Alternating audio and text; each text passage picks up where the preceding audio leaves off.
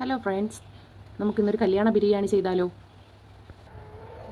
നമ്മളിന്ന് 1/2 കിലോ ചിക്കനിലാണ് ഈ ബിരിയാണി ചെയ്യുന്നത്. അതിന് വേണ്ടിയിട്ട് ഞാനിവിടെ ചിക്കൻ ക്ലീൻ ചെയ്ത് വെച്ചിട്ടുണ്ട്, 1/2 കിലോ ചിക്കൻ. ഇനി മറ്റ് കാര്യങ്ങൾ നമുക്ക് വേണ്ടുന്നത്, ഒരു 3 വലിയ സവാള ഞാൻ സ്ലൈസ് ചെയ്ത് വെച്ചിട്ടുണ്ട്, ഇഞ്ചി, പച്ചമുളക്, വെളുത്തുള്ളി ചതച്ച് വെച്ചിട്ടുണ്ട്, പിന്നെ ഹോൾ സ്പൈസസ് എടുത്ത് വെച്ചിട്ടുണ്ട്, പിന്നെ ഒരു വലിയ തക്കാളി അരിഞ്ഞ് വെച്ചിട്ടുണ്ട്. ഇതിൽ നമുക്ക് പൊടികളായിട്ട് വേണ്ടുന്നത് 1/2 ടീസ്പൂൺ കുരുമുളക് പൊടി, 1/2 teaspoon garam masala, 2 table spoon chicken masala, 1 table spoon മല്ലിപ്പൊടി, 1/2 ടീസ്പൂൺ മഞ്ഞൾപ്പൊടി. ഇതിൽ നമ്മൾ മുളക് പൊടി യൂസ് ചെയ്യുന്നില്ല, അതിന് പകരം പച്ചമുളകാണ് നമ്മൾ യൂസ് ചെയ്യുന്നത്, പച്ചമുളകും കുരുമുളക് പൊടിയും. പിന്നെ ചിക്കൻ മസാലയിലും അത്യാവശ്യം നമുക്ക് വേണ്ടുന്ന എരിവുണ്ടാകും. അപ്പോൾ ഇത്രയാണ് നമുക്ക് ആവശ്യമായിട്ടുള്ളത് മസാലയ്ക്ക് വേണ്ടിയിട്ട്. പിന്നെ ഞാൻ 2 സവാള ഇവിടെ വറുത്ത് വെച്ചിട്ടുണ്ട്, അത് നമുക്ക് ചോറിനും അതുപോലെ തന്നെ നമ്മുടെ മസാലയ്ക്കും ആവശ്യമായിട്ടുണ്ട്. അത് ഞാനിവിടെ എടുത്തു വെച്ചിട്ടുണ്ട്. ഒരു പാൻ അടുപ്പിലേക്ക് വെച്ചിട്ടുണ്ട്, അതിൽ നമ്മൾ സവാള വറുത്ത എണ്ണയാണ് ഉപയോഗിച്ചിരിക്കുന്നത്. ഞാൻ കുറച്ച് എണ്ണയും ഒരു ടേബിൾ സ്പൂണോളം നെയ്യും ചേർത്തിട്ടാണ് സവാളയും അണ്ടിപ്പരിപ്പും കിസ്മിസും ഒക്കെ വറുത്തെടുത്തിട്ടുള്ളത്. അപ്പോൾ ഇതിൽ ആ എണ്ണയാണ് ഞാൻ യൂസ് ചെയ്യുന്നത്. ആദ്യം ഇതിലേക്ക് നമ്മൾ എടുത്തു വെച്ചിട്ടുള്ള സ്പൈസസ് ഇടാം.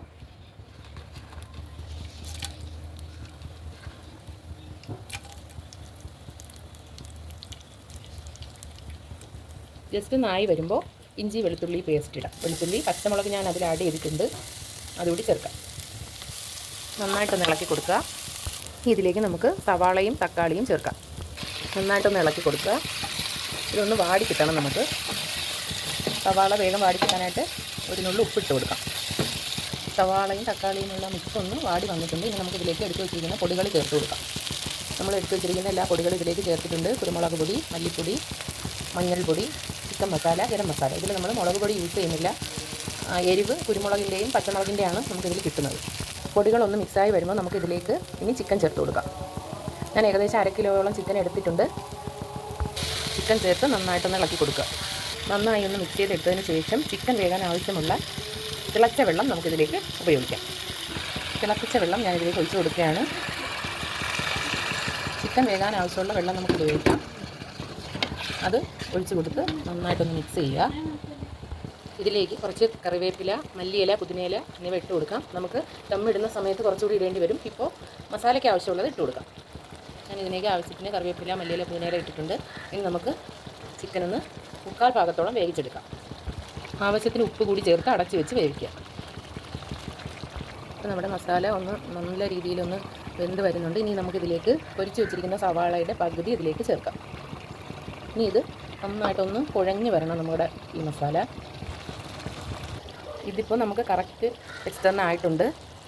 ഇനി നമുക്ക് ദമ്മിടുമ്പോൾ ഇത് കറക്റ്റായിരിക്കും ഇത്.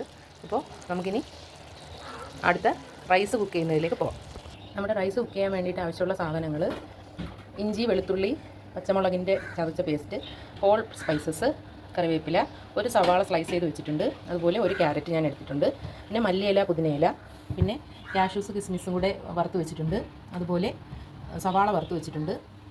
പിന്നെ ഇതിലേക്ക് നമുക്ക് ലാസ്റ്റ് ദമ്മിടുന്ന സമയത്ത് ഉപയോഗിക്കാൻ വേണ്ടിയിട്ട് 1 ടേബിൾ സ്പൂൺ പാലിലേക്ക് ഞാൻ ദം ബിരിയാണി എസൻസ് ഒരു 2-3 തുള്ളിയും ബിരിയാണി മസാലയുടെ ഒരു 1/2 ടീസ്പൂണും കൂടെ ചേർത്ത് മിക്സ് ചെയ്ത് വെച്ചേക്കുന്നതാണിത്. പിന്നെ ഞാനിവിടെ 3 മാൻ കൈമയുടെ റൈസാണ് 1.5 കപ്പ് എടുത്തേക്കുന്നത്. ഇത് നമ്മൾ കുതിർക്കുന്നില്ല, ജസ്റ്റ് കഴുകി ഉപയോഗിക്കുകയാണ് ചെയ്യുന്നത്, കുതിർക്കാനായിട്ട് വെക്കുന്നില്ല.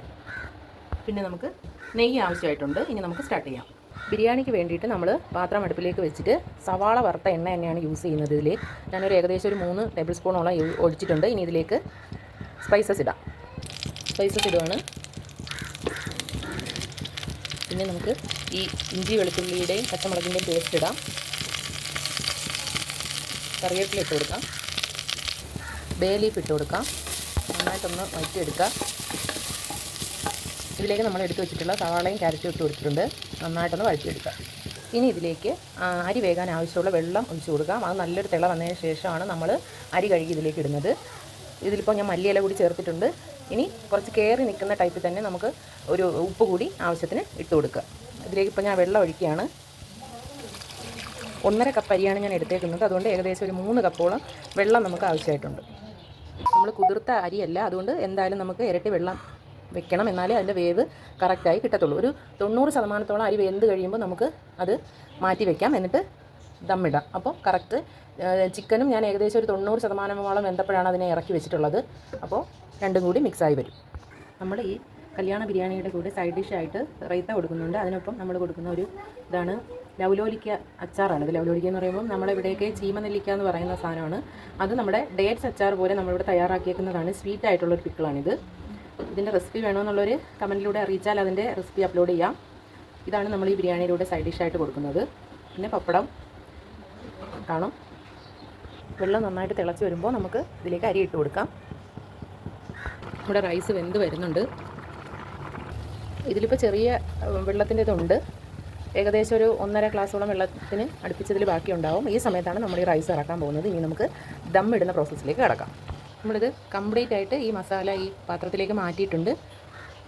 ഇനി ഇതിലേക്ക് കുറച്ച് മല്ലിയില, വറുത്ത് വെച്ചിരിക്കുന്ന കുറച്ച് സവാള ഇടാം. ഇതിന് മുകളിലേക്ക് നമുക്ക് റൈസ് ഇട്ട് കൊടുക്കാം. ഇതിന് മുകളിലേക്ക് ഞാൻ ഒരു പകുതി ഭാഗം റൈസ് ഇട്ട് കൊടുത്തിട്ടുണ്ട്. ഇനി അതിലേക്ക് നമുക്ക് ആദ്യം കുറച്ച് നെയ്യ് ഒഴിക്കാം. കുറച്ച് നെയ്യ് ഞാൻ അതിലേക്ക് ഒഴിച്ച് കൊടുത്തിട്ടുണ്ട്. ഇനി അതിന് മുകളിലേക്ക് ആദ്യം ചെയ്തതുപോലെ കുറച്ച് മല്ലിയില, കുറച്ച് വറുത്ത സവാള, കുറച്ച് കാഷ്യൂവും കിസ്മിസും, ഇനി നമ്മൾ ആദ്യം മിക്സ് ചെയ്ത് വെച്ചിരുന്ന ആ ഒരു മിക്സ് ഒഴിക്കാം. പാലും എസൻസിൻ്റെയും ബിരിയാണി മസാലയുടെയും ഒരു മിക്സാണ്. അത് കുറച്ച് ഒഴിച്ച് കൊടുക്കാം. ഇനി ബാക്കിയുള്ള റൈസ് വീണ്ടും നമുക്കിതിൻ്റെ മുകളിലേക്ക് ഇടാം. ഇതിലൊരല്പം മസാല ഞാൻ മാറ്റി വെച്ചിരുന്നു. അത് ഇതിൻ്റെ മുകളിലേക്ക് ഇടുന്നുണ്ട്. ഇതിന് മുകളിലാണ് ഇനി റൈസ് നമ്മൾ ഇടാനായിട്ട് പോകുന്നത്. നമ്മൾ സെയിം ആ പ്രോസസ്സ് വീണ്ടും ചെയ്ത് ഏറ്റവും മുകളിലായിട്ട് കുറച്ച് നെയ്യ് കൂടെ ഒഴിച്ചിട്ടുണ്ട്. ഉരുക്കിയിട്ടില്ല, ഡയറക്റ്റായിട്ട് തന്നെയാണ് നെയ്യ് ഒഴിച്ചേക്കുന്നത്. എല്ലാ സാധനങ്ങളും ഒഴിച്ച് എസൻസിൻ്റെ മിക്സും എല്ലാം ഒഴിച്ച് നമ്മൾ ദമ്മിടാനായിട്ട് തയ്യാറാക്കിയിട്ടുണ്ട്. ഇനി നമുക്കൊരു 10 മിനിറ്റ് ഇത് മൂടി വെക്കാം. അപ്പോൾ നല്ല മസാലയുടെ ഫ്ലേവർ ചോറിലേക്ക് നമുക്ക് കിട്ടും.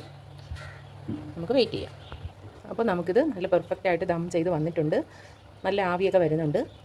നമുക്കിനി ചൂടോടുകൂടി സെർവ് ചെയ്യാം. അപ്പോൾ എല്ലാവരും തയ്യാറാക്കി നോക്കിയിട്ട് അഭിപ്രായങ്ങൾ കമൻറ്റ് ബോക്സിലൂടെ അറിയിക്കുക. അടുത്തൊരു വീഡിയോയുമായിട്ട് കാണാം. താങ്ക്